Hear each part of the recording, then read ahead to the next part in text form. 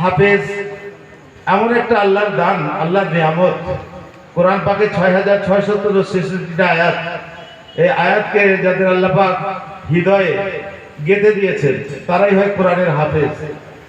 এই হাফেজ সাহেবদের আল্লাহ পাক অনেক সুসংবাদ দিয়েছেন। তার মধ্যে রাসূল পাক সাল্লাল্লাহু আলাইহি ওয়াসাল্লামের একটা হাদিস আছে, আল্লাহ পাক এদেরকে এত সম্মানীয় করবেন, এরা কিয়ামতের ময়দানে ফ্যামিলির 10 জন ব্যক্তি যাদের জাহান্নাম ওয়াজিব হয়ে গেছে, আল্লাহর কাছে সুপারিশ করে এই হাফেজরা তাদেরকে আল্লাহ দয়ার জান্নাতে প্রবেশ করাতে পারবেন।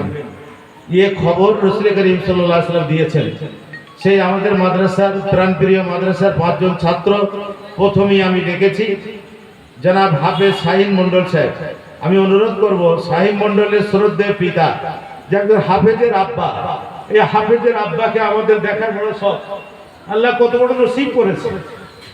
এই হাফেজের বরকতে আল্লাহ পাক কিয়ামতের মাঠে নূরের টুপি আল্লাহ পরিয়ে দেবে। কেন? হাফেজের বাপ হওয়ার জন্য। আমি অনুরোধ করব হাফেজ সাহেবের আব্বা যিনি আছেন বা প্রত্যেক হাফেজ সাহেব যারা আজকে যারা আছেন তাদের গার্জিয়ান বা অভিভাবক জি এসেছেন, আব্বাজি এসেছেন, শ্রদ্ধেয় সেই ব্যক্তিকে আমরা একটু দেখতে চাই, তাদের সঙ্গে মুসাফা করতে চাই। আল্লাহ পাক আপনাদের বড় বুলন্দ তকদির করেছে।